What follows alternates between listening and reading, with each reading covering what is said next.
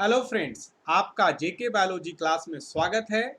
और आज के हम इस वीडियो में जीन मैपिंग इन बैक्टीरियोफाज को बिल्कुल सरल भाषा में आपके साथ डिस्कस करेंगे। अगर आप CSIR NET, IIT JAM, GATE, ICR और MSc और BSc एंट्रेंस की अगर आप तैयारी कर रहे हैं तो ये आपको ज़रूर जाननी चाहिए। साथ ही साथ हम आपसे कुछ इम्पॉर्टेंट बेसिक सवाल का भी डिस्कस करेंगे। तो आइए हम लोग सबसे पहले देखते हैं कि बैक्टीरियोफाज है क्या, और उससे संबंधित कुछ महत्वपूर्ण बातों को देखते हैं। तब हम इसके बाद हम मैपिंग के बारे में सीखेंगे। तो बैक्टीरियोफाज क्या है?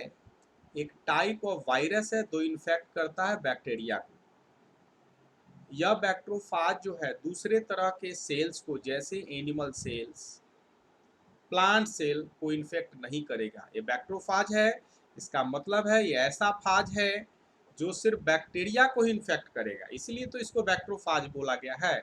वायरस जो बैक्टीरिया को इन्फेक्ट करे। हो गया कहानी। अब आगे बढ़ते हैं। यहाँ मैं आपको दिखाने की कोशिश कर रहा हूँ इस कार्टून में कि ये हमारा आपका क्या है, बैक्टीरिया है, और ये आपका क्या फाज है जो इसको क्या कर रहा है, इन्फेक्ट कर रहा है। साथ साथ आप ये भी देख रहे हैं, ये वायरस का जो डीएनए की बात करें, इसका जीनोमिक डीएनए की बात करें, या तो आरएनए हो सकता है या डीएनए हो सकता है। और इन्फेक्शन के बाद जो भी आरएनए है, डीएनए है, ये बैक्टीरिया में इंजेक्ट कर देता है। ठीक है, तो इस तरीके से हमने देखा क्या कि कैसे बैक्टीरियोफाज जो है बैक्टीरिया को इन्फेक्ट कर रहा है, मतलब अपना डीएनए इसमें इंजेक्ट कर रहा है। अब मैं आपको एक और बात बताना चाहता हूँ कि नॉर्मली जब इन्फेक्ट करता है तो दो तरह की परिस्थितियां हो सकती है, या तो लाइटिक साइकिल में जाएगा या लाइसोसेनिक साइकिल में जाएगा। तो उस परिस्थिति में अगर लाइटिक साइकिल में अगर जाता है, मैंने अलग से लाइटिक और लाइसोजेनिक के लिए वीडियो भी बनाया है, आप चाहें तो देख सकते हैं। उसका लिंक मैं चाहूँगा डिस्क्रिप्शन बॉक्स में डाल दूंगा। एनीवे, तो इम्पॉर्टेंट पॉइंट क्या है कि जैसे ही अगर आपको इन्फेक्शन होगा तो ये क्या करेगा, फाज लाइसिस करेगा। लाइसिस मतलब ब्रेकडाउन करेगा, बैक्टीरिया के खत्म करेगा, खा जाएगा सरल भाषा में। तो आप एक देख सकते हैं, हमने यहाँ आपको दिखाया है कि ये बैक्टीरिया का प्लेट है जिस पर बैक्टीरिया ग्रो कराया गया है। और आप देख सकते हैं कि आपको इस तरह का छोटा छोटा प्लक देखने को मिल रहा है। देखिए इस तरह का प्लक दिख रहा है, इसको हम लोग प्लक कहते हैं। ये प्लक क्या है? एक क्लियर जोन है जो कि फाज के द्वारा बनाया गया है। Lysis of bacteria cell, bacteria cell के लाइसिस मतलब पहले तो पूरा में बैक्टीरिया था, लेकिन आपने जैसे ही फाज के कुछ पार्टिकल को रखे, फाज ने बैक्टीरिया का लाइसिस चालू कर दिया। और यहाँ पर आपको क्लियर जोन मिल रहा है, मतलब यहाँ पर कोई बैक्टीरिया नहीं है। यहाँ पर है वास्तव में क्या, फाज। क्यों? क्योंकि बैक्टीरिया को फाज ने खा गया है, सरल भाषा में। तो इसको देखेंगे तो इस तरह से इसको हम बोल सकते हैं कि प्लग है। अगर हमको इसे आइसोलेट करना होगा फाज को, तो कोई भी इस कॉलोनी से, कोई भी कॉलोनी से हम चाहें तो फाज को आइसोलेट कर सकते हैं। और एक इंडिविजुअल कॉलोनी क्या है, एक तरह के जीनोटाइप से बना होगा। तो प्लाक को हम लोग, अगर हमको फाज निकालना होगा तो इससे निकाल सकते हैं, इससे निकाल सकते हैं, दोनों की अपनी अपनी आइडेंटिटी होगी। एनीवे, तो हमने यहाँ पर सीखा कैसे इन्फेक्ट करता है, और साथ साथ हम कैसे फाज को आइसोलेट कर सकते हैं बैक्टीरियल लॉन प्लेट पर। अब आगे हम लोग समझते हैं। अब हमको सीखना है जीन मैपिंग इन बैक्टीरियोफाज, मतलब कि अगर कोई दो जीन है उसके बीच की क्या दूरी होगी, हम कैसे बैक्टीरियोफाज के जीन की दूरी को हम लोग मैपिंग करेंगे। इसके लिए हमको क्या करना पड़ेगा कि हमको फाज को इन्फेक्शन, फाज की मदद से फाज को लेके बैक्टीरिया को इन्फेक्ट करना पड़ेगा। जैसे मैं आपको बता देता हूँ, यहाँ पर दो जीन है, एच जीन है और आर जीन है। नहीं, और यहाँ पर आपका क्या है, बैक्टीरिया है जिसको आपको मैंने इन्फेक्ट कराते हुए देखा। तो अगर हम पेरेंट की बात करें, कौन कौन से पेरेंट है, H, R plus, H plus और आर।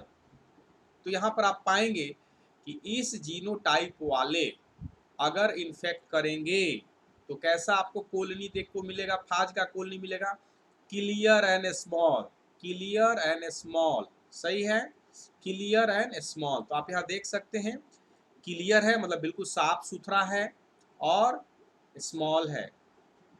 दूसरा जो जीनोटाइप है पेरेंट का, एच प्लस और आर, जैसा कि आप देख सकते हैं H plus R, cloudy and large. आप देख सकते हैं क्लाउडी, इसका जो प्लक होगा, अगर ऐसे जीनोटाइप के फाज अगर इन्फेक्ट करेंगे बैक्टीरिया को तो आपको कैसा मिलेगा, क्लाउडी एंड लार्ज। क्लाउडी मतलब जो प्लक है क्लियर नहीं मिलेगा, आप देख सकते हैं क्लाउडी क्लाउडी टाइप का है, धुंधला टाइप का है। सही है। चलिए अब आगे देखते हैं कि जैसे ही आपने दो डिफरेंट तरह के फाज को सेम बैक्टीरिया से इन्फेक्ट कराया है तो आपको कुछ डिफरेंट तरह के कॉलोनी भी मिलेंगे, जैसे HR H+R+। HR का मतलब क्या, क्लियर एंड लार्ज।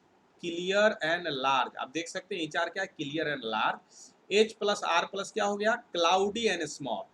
तो ये फाज क्यों मिले, ये फाज जो हमको मिले हैं रिकम्बिनेशन के फलस्वरूप मिले हैं, है ना। H किससे रिकम्बाइन कर गया, R से रिकम्बाइन कर गया, और R+ और H+ रिकम्बिनेशन करके आप चाहे तो ऐसे ड्रा करके भी लिख के देख सकते हैं। यहाँ H है और ये R+ है, सही है, और यहाँ पर क्या है, H+ है और यह क्या है, R है। तो आपको जो इस तरह से कॉम्बिनेशन करके रिकम्बिनेशन से मिला तो HR मिला और H+ और R+ मिला। तो ये जो प्रोजोनी मिला ये रिकम्बिनेंट फाज है, पैरेंटल स्ट्रेन ऐसे फाज के नहीं थे, और यूजुअली इसकी संख्या क्या होगी, कम होगी। अगर आप लॉन बनाएंगे, इन्फेक्शन कराएंगे तो जो पेरेंटल फाज की संख्या होगी हमेशा इन जनरल क्या होगा, ज़्यादा होगा, और रिकम्बिनेंट फाज का कम होगा।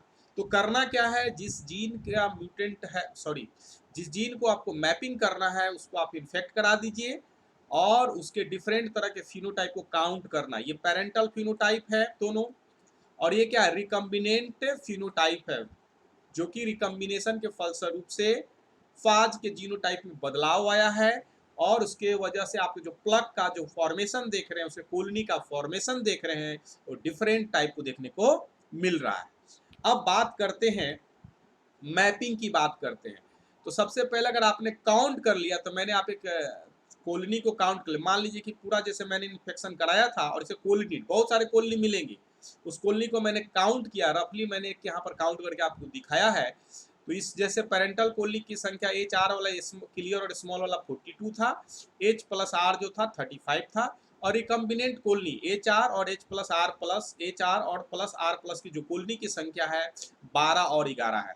तो हमको जीन की अगर हमको दूरी निकालना है H और R के बीच में, तो हम लोग करेंगे क्या, रिकम्बिनेंट फ्रीक्वेंसी बराबर नंबर ऑफ रिकम्बिनेंट फाज और टोटल फाज। तो रिकम्बिनेंट फाज कितने हैं, 12 और 11, 12 और 11 फाज हैं, और यहाँ पर क्या है आपका 100 टोटल। टोटल मतलब टोटल जितने फाज मिले बैक्टीरियल लॉन पर, अलग अलग कॉलोनी जो मिले उसको हम काउंट कर लेंगे, और इस तरीके से आप देखेंगे तो सॉरी ये हो जाएगा आपका 23।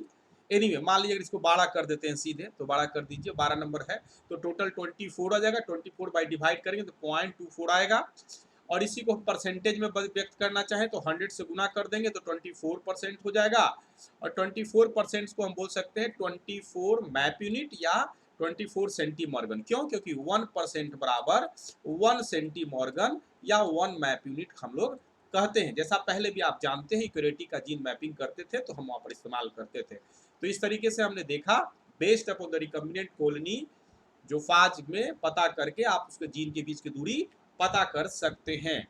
अब आप सवाल के बारे में भी डिस्कस करेंगे, इसके पहले मैं आपको बता देना चाहता हूं, अगर आपको ये वीडियो पसंद है तो आप चैनल को सब्सक्राइब कर सकते हैं, लाइक कर सकते हैं, शेयर कर सकते हैं, और कमेंट बॉक्स में जो भी आपको अच्छा लगे आप कमेंट बॉक्स में लिख सकते हैं, हम इस बात की आपकी प्रशंसा करेंगे। साथ ही साथ अगर आप CSIR NET life science GATE IIT JEM MSc और BSc की एंट्रेंस की तैयारी कर रहे हैं और आपका बेसिक ठीक नहीं है, तो आप हमारे साथ CSIR NET life science club से जुड़ सकते हैं और आपकी सफलता बिल्कुल सुनिश्चित होगी। ठीक है, और विशेष जानकारी के लिए 6202692436 पर कंसल्ट कर सकते हैं। हमारी प्राथमिकता आपका उज्जवल भविष्य है, तो आप चाहें तो हमारे यहाँ जुड़ सकते हैं। अब बात करते हैं सवाल का। ये सवाल है, बेसिक क्वेश्चन है, और आपको बताना है, अच्छा सवाल है, देखिएगा, जीन मैपिंग इन बैक्टीरियोफाज का सवाल है, और इसमें आपको बताना है कि जीन ऑर्डर कैसे निकालेंगे यूजुअली। तो यहाँ पर देखिए क्या है, 4 bacteriophage gene by recombination, 4 gene है ABCD का, उसका recombinant frequency between 4 genes are shown in the table. तो जीन का ऑर्डर आपको क्रोमोसोम्स पर बताना है। तो यहाँ देखिए चारों का रिकम्बिनेंस फ्रीक्वेंसी दिया हुआ है कॉम्बिनेशन के साथ, ए बी के साथ ऐसा है, ए सी के साथ ऐसा है, ए डी के साथ ऐसा है। ठीक उसी तरीके से आप बी और सी का देख सकते हैं। और आप अच्छी तरीके से जानते हैं रिकम्बिनेशन फ्रीक्वेंसी अगर ज़्यादा होगा तो जीन के बीच की दूरी ज़्यादा होगी, अगर रिकम्बिनेशन फ्रीक्वेंसी कम है तो जीन के बीच की दूरी क्या होगा, कम होगा। और इसी आधार पर आपको बताना है कि इसका आंसर क्या होगा, ए बी सी डी में आंसर क्या होगा, और कमेंट बॉक्स में जरूर लिखें। अगर आपको आंसर को चेक करना है कि क्या आंसर सही है या गलत है तो आप में यहाँ पर आंसर मैंने उसको लगा दिया है, आप पहले वाले स्लाइड में देख सकते हैं। जैसे यहाँ पर देख लीजिए मैंने आंसर लगा दिया है। ठीक है, चलिए, तो अगर आपको ये वीडियो पसंद है तो चैनल को लाइक करें, सब्सक्राइब करें। बस इस वीडियो में बस इतना ही कुछ है, और see you soon. Thank you for watching the video.